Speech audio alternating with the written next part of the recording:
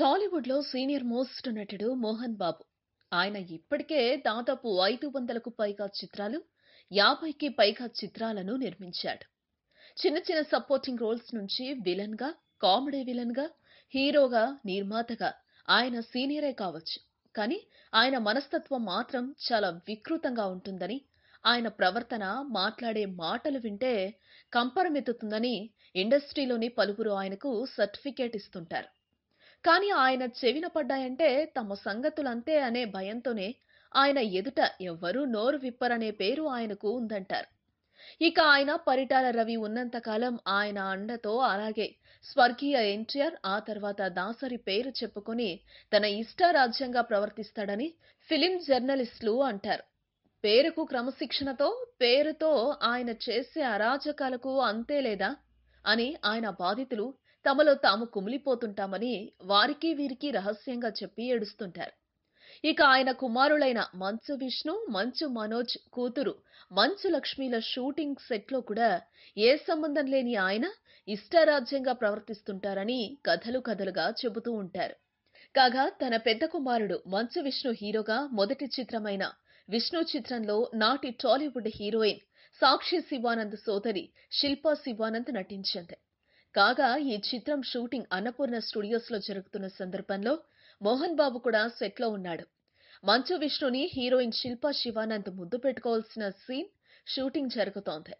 ఆమె ముద్దు పెట్టినప్పటికీ ఆమె లీనమై పెట్టలేదని, మరింత బాగా ముద్దు పెట్టాలని, నటన చేత కాదు అంటూ హీరోయిన్ ని ఆయన బండబూతులు తిట్టడంతో ఆమెను, ఆమెకు సంరక్షకురాలిగా వచ్చిన ఆమె తల్లిని దాదాపు కొట్టినంత పని చేసి ఆ రూంలో వేసి తాళాలు వేశాడు.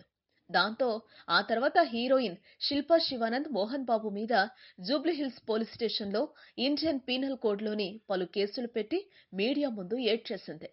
కానీ ఆ తర్వాత మోహన్ బాబు ఆమెపైనే తిరిగి కేసు పెట్టాడు. షూటింగ్ పూర్తయ్యే సమయంలో హీరోయిన్ తమను మరింత డబ్బు డిమాండ్ చేస్తూ షూటింగ్ కి సరిగా రావడం లేదని ఆయన కేసు పెట్టాడు. ఆమె షూటింగ్ స్పాట్ లో తనకిష్టం వచ్చినట్లు ప్రవర్తించిందని మీడియాకు తెలిపాడు. మరి మీరు దర్శకులు కాదు కదా, కెప్టెన్ అయిన డైరెక్టర్ తో పని లేకుండా యూనిట్ అందరి ముందు ఆమెను ఎందుకు కొట్టారు అని జర్నలిస్టులు ప్రశ్నించడంతో ఆయన దగ్గర సమాధానం లేదు. తన వద్ద ఆమెకి సంబంధించిన డేట్స్ ఉన్నాయంటూ వెళ్లిపోయాడు. ఇంకా ఆయన మాట్లాడుతూ నేను 504 చిత్రాల వరకు నటించాను. ఎందరో టాప్ హీరోయిన్లతో నటించాను. కానీ నాపై ఏ హీరోయిన్ నుంచి కంప్లైంట్ రాలేదు అని వ్యాఖ్యానించాడు. అసలు విషయం చెప్పకుండా తన విషయం చెప్పి మాటలను తప్పుదోవ పట్టించే ప్రయత్నం ఆయన చేశారు. అంతేకాక ముంబైకి చెందిన ఆ హీరోయిన్ కి ఇక్కడ ఎలాంటి మద్దతు లేదని, ఆయన షూటింగ్ కి రాకుండా ఎగ్గొట్టి తమకు నష్టం వచ్చేలా చేసిందని ఏకంగా తనకున్న పలుకుబడితో ప్రొడ్యూసర్స్ కౌన్సిల్లో ఫిర్యాదు చేశాడు. సరే, ఇదొక్కటే అనుకోటానికి లేదు. ఆయన నటించగా రవిరాజ పినిశెట్టి దర్శకత్వంలో రజనీకాంత్ కీలక పాత్రను చేసిన పెదరాయుడు షూటింగ్ లొకేషన్ లో మరో సంఘటన జరిగినట్లు ఇండస్ట్రీ వర్గాలు చెప్తుంటాయి. ఈ చిత్రంలో సీనియర్ నటి జయంతి ఓ పాత్రను చాలా బాగా చేసింది. ఈ చిత్రంలో ఆమె కొంత దూరం పరిగెత్తాల్సిన సీన్ ఒకటుంది. కానీ అప్పుడు జయంతికి ముసలి వయసులో పెద్ద ఆపరేషన్ జరిగింది.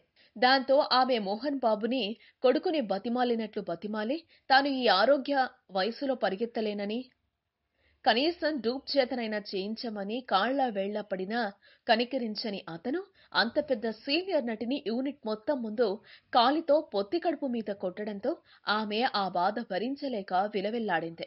యూనిట్ లోని చాలా మందికి పాపం అనిపించినా ఆయన ఎదిరించే ధైర్యం లేక మౌనంగా ఉండిపోయామని కొందరు చెప్తుంటారు. ఒకసారి హీరో నాగార్జున పిచ్చాపాటీగా మాట్లాడుతూ నేనిష్టం లేకుండా చేసినవి రెండే 2 సినిమాలు అన్నాడు. దానికి ఉత్సుకతగా అందరూ ఏం సినిమాలు సార్ అవి అని అడిగారు. అప్పుడు ఆయన నేను మోహన్ బాబు నటించిన అధిపతి చిత్రంలో, ఆయన కుమారుడు మంచు విష్ణు నటించిన కృష్ణార్జునులు అనే చిత్రాలలో వాడితో నాకెందుకులే గొడవ అని చేశాను. ఈ 2 ఫ్లాప్ కావడమే కాదు, నా అభిమానుడు కూడా చాలా ఫీల్ అయి ఆ సినిమాలలో చేసినందుకు నన్ను తప్పు పట్టారు అని చెప్పుకొచ్చాడు.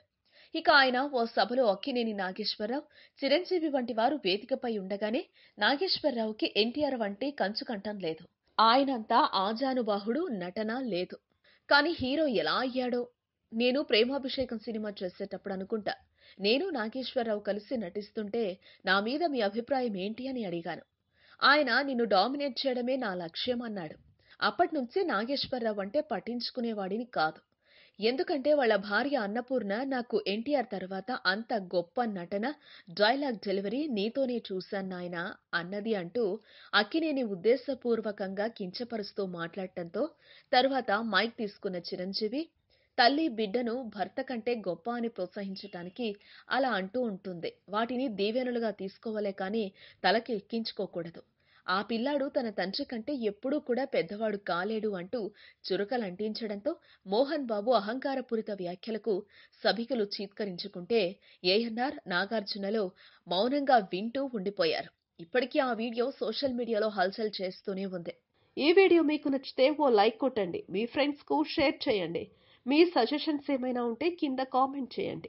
మరో మాట, ఇలాంటి మరిన్ని ఆసక్తికరమైన విషయాలు తెలుసుకోవాలనుకుంటే మా యూట్యూబ్ ఛానల్‌ను సబ్స్క్రైబ్ చేయటం మాత్రం మరవకండి.